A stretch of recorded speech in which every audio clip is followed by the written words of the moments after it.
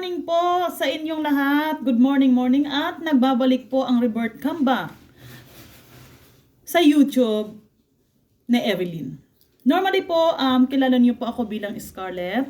At nakikita niyo po ako sa YouTube ni Team Blended at YouTube mo ni Dong Vlogs. So, ngayon po, naisipan ko po ang aking mga subscribers kasi matagal ko na po kayong hindi nakikita. At nag-i-scroll po ako sa aking YouTube at saka huwag nyo pong isipin. Huwag nyo pong isipin na kahit wala si Scarlett sa YouTube, pero naiisip ko pa rin kayo na paano nyo pa ako mapapanood sa aking buhay. So ngayon po, ako po ay nagbabalik sa aking 2026 na buhay at kasama ko din po ang aking mga anak sa aking YouTube at napag-isip-isip ko. So ngayon po ay paano ko nga ba nai-handle yung apat kong anak na mag-isa. So at the moment po, apat ang anak ko at saka I'm supporting my family in the Philippines and alone living in Germany. So, nakita niyo po yung vlogs namin ni Dong last year nung naikwento ko po kay Dong about my love life, about my life. Okay. So, ito po later. Mama is making now making now a video, okay? And then later when you are finished with cleaning, and Mama also is coming to you to speak, okay? Okay. Go there. Yeah. Okay, go now. Oh. No. Mama will speak first, okay? Mama will speak first when I'm finished with speaking, and then after that, after cleaning your your toys, then you come to me, okay? Because you need to first clean your self. Yeah. Okay. Ngayon po, kinausap ko lang po yung anak ko kasi gusto niyang pumunta sa akin. So, ngayon naman, before ako mag-YouTube, so, before ako mag-plan to come back in YouTube again, so, kinausap ko muna yung mga anak ko. If it's possible to put them also in YouTube, included me. So, sabi naman nila, it's nothing a problem, Mama. It's nothing a problem na na kasama mo kami sa YouTube. It's much better na kasama mo po kami. So ngayon naman po, pero inirespeto ko po yung decision ng aking mga anak. Kung ayaw nila, kung ako lang gusto lang mag-vlog, so okay lang po sa akin. So ngayon po ay magbabalik po ako kasama po ng aking daily life. Paano ko nga ba inihahandle ang aking buhay na kasama ko ang aking mga anak? 4 ng aking mga anak.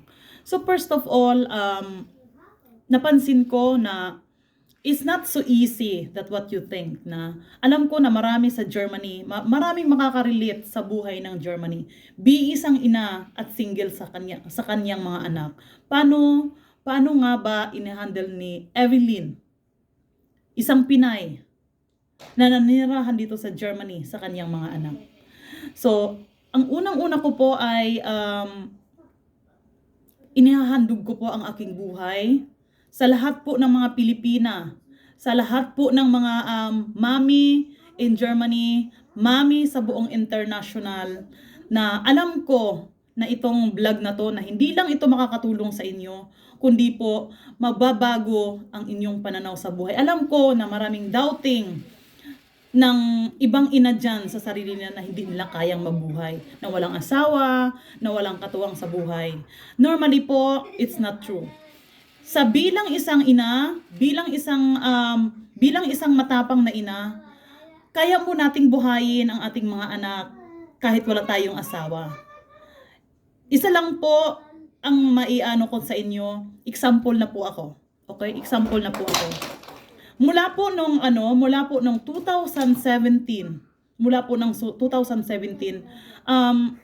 mag-isa na po akong kumayod sa sarili ko, na 6 months pa lang po ang aking anak. Nag-decide po ako to live my life alone. After noon po, nung nabuhay ako mag-isa, kasama ko yung 2 anak, napag-isip-isip ko na mas happy pa pala yung buhay ko kaysa naman po na may asawa ka, tapos hindi ka naman po tinutulungan for financially, emotionally, and physically. So, napag-isip-isip ko yun na why not to live alone? Kung makakaproblema lang din ang magiging partner ko sa buhay. So after all, pumasok na naman ako sa buhay na ngayon, 4 na po yung anak ko. Ngayon po ay inaano ko po yung mga anak ko na kahit mag-isa na lang kami sa buhay dito, pero nakakaya po namin yung pang-araw-araw namin. Isa po yun ay nagtatrabaho po ako bilang isang ina, at saka nag-aaral po ako, at at the same time, inaalagaan ko po yung mga anak ko. At nagtatrabaho lang po ako kung yung mga anak ko nasa school. So, sinusundo ko po yung mga anak ko, 4:30, kasi yung dalawa kong anak, hindi ko naman sila dapat sunduin kasi may mga malalaki na sila at may sarili na silang obligasyon sa buhay. So, yung dalawa kong anak is 13 years old, sa aking panganay, at yung pangalawa naman is 10 years old. So, yung pangatlo at pang-apat is 5 years old, at saka 5 at saka 4 years old. So, sinusundo ko po sila sa kindergarten, hinahatid ko sila, sinusundo ko sila. So, mga 4:30, ang labas ko po sa aking trabaho is 4 o'clock. So, magbabike lang po ako, yan ang aking po transportation. Nagbabike lang ako. So, may time po ako, 20 minutes, sunduin ko yung mga anak ko. Minsan, inaabot ako ng 10 minutes kung talagang pas-pas yung yung pagdadrive ko sa bicycle. Pero dahil siguro sa kagustuhan ko na mag-isa, na mafokusan ko po yung mga anak ko, mafokusan ko rin yung sarili ko. So, nag-ano po ako ngayon, nagtatrabaho para din po sa sarili ko na I am not only at home, that I can also do something for myself para maanuhan ko po. Hey there? Para maanuhan ko po rin yung sarili ko na hindi lang ako pambahay.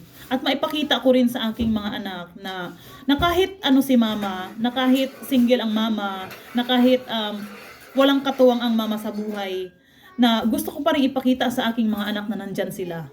Nandyan sila para patatagin ako. Sila po yung dahilan kung bakit po kumakayod ako, nagiging matatag ang buhay para po sa aking mga anak.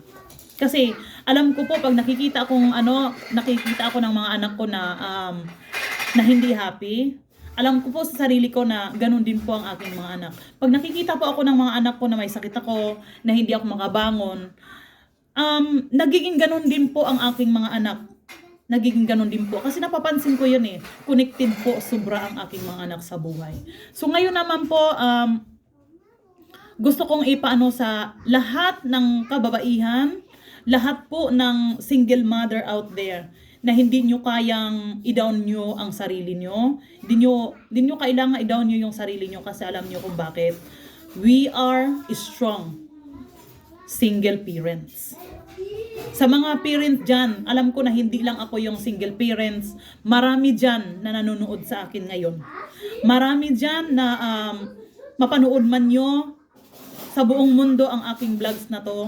Hindi lang to makakatulong sa buhay niyo, hindi lang sa mga kababaihan, sa mga lalaki din. Sa mga lalaki din na single parents. So, nagpapasalamat po ako sa buong may kapal na binigyan niyo po ako ng strength, power, and determination sa lahat ng sa pagsubok ko sa buhay, na napansin ko na minsan, iniisip ko sa sarili ko, bakit ibinigay ito sa akin ng Panginoon yung mga problema sa buhay na sobra naman, na parang patong-patong na rin sa buhay ko yung mga problema. Pero alam nyo, tinanong ko rin sa sarili ko, bakit hindi ako? Siguro ako yung ginamit ng Panginoon para maisang simbolo ng lahat ng mga tao dito sa mundo na nagkakaroon ng problema, nagkakaroon ng financial problem, nagkakaroon ng mental problem na minsan hindi na natin kinakaya yung mga problema natin sa buhay.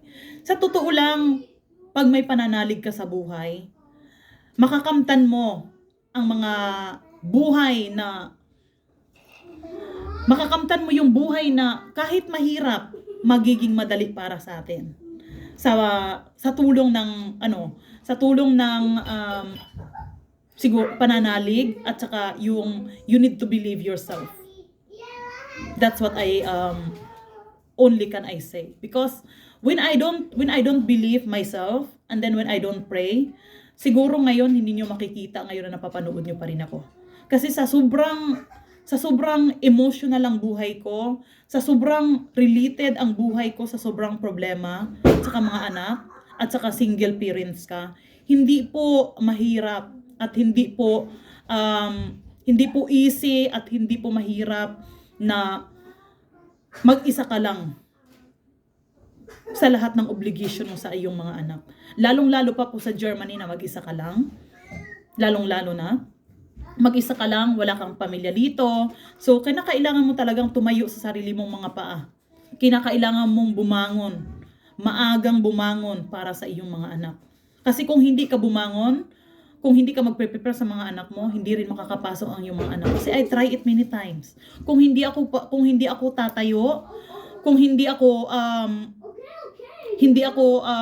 mag-aano sa sarili ko, yung mga anak ko rin hindi rin tatayo, hindi rin makakapunta sa school. Kasi ako po yung pinakapuno ng pamilya sa ngayon. Ako po yung ina at ama na nasasabihin ko na ako lahat sa pamilya ko. So, siguro ang makakarelate lang to sa aking kwento ng buhay ko, yung mga tao na kaparihas ko rin yung sitwasyon. Alam nyo yun? Nakaparihas ko rin yung sitwasyon na masasabi nila na itong babaeng to, maiintindihan ko to kasi ganun din ang sitwasyon ko. Wala pong makakarelate sa aking video na to kung ikaw po ay walang pinagdadaanan at hindi po nararamdaman ang buhay. Kaya, nagpapasalamat po ako sa aking pagbabalik. At ngayon po ay magkukontinue po ako sa aking vlogging. Hindi man po sa araw-araw pero in a week na may papakita nyo po, makikita nyo po kung paano ko mamimaintain at ibabalanse ang buhay ko, ang sarili ko at kasama ko din ang aking mga anak sa pang-araw-araw na buhay ko. Kung saan po kami pupunta, kung anong ginagawa ko everyday, paano ko po nababalance ang aking mga anak, paano ko nakakaya ang lahat, paano pa ako nagtatrabaho na kahit na may mga anak ako. Ipapakita ko po yun sa inyo. Iisa-isahin ko po para po sa mga taong nangangailangan po ng tulong. Sa mga tao pong nangangailangan ng advice, para sa pamilya, sa mga anak, paano nila mamimaintain, mababalansi ang buhay nila. Andito po ako para sa inyo. Ako po yung binigyan ng kakayahan, ako po yung binigyan ng Ako po yung binigyan ng kakayahan ng Panginoon para ibahagi po sa inyo ang aking experience sa buhay. Siguro ito yung panahon na kinakailangan ko namang isalaysay kung paano ko maipapakita sa mga tao at sa buong mundo ang pagiging isang masaya at masagana at happy sa buhay bilang isang single parent. Hindi po lahat ng single parents ay problemado. Hindi po lahat ng single parents ay desperada. Hindi po lahat ng single parents ay hindi kayang hawakan at panindigan ang obligasyon sa buhay. Actually, proud po ako bilang isang single mom na nanirahan dito sa Germany ang kasama at aking mga anak na itinataguyod kong mag-isa ang aking mga anak.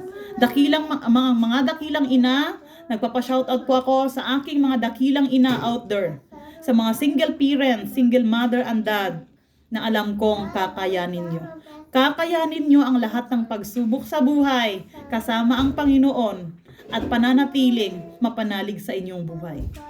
So, nagbabalik po ang inyong Scarlett na nakikilala nyong Evelyn in my YouTube channel. So, thank you so much sa pagbabalik ni Scarlett. Mabuhay. I shall return.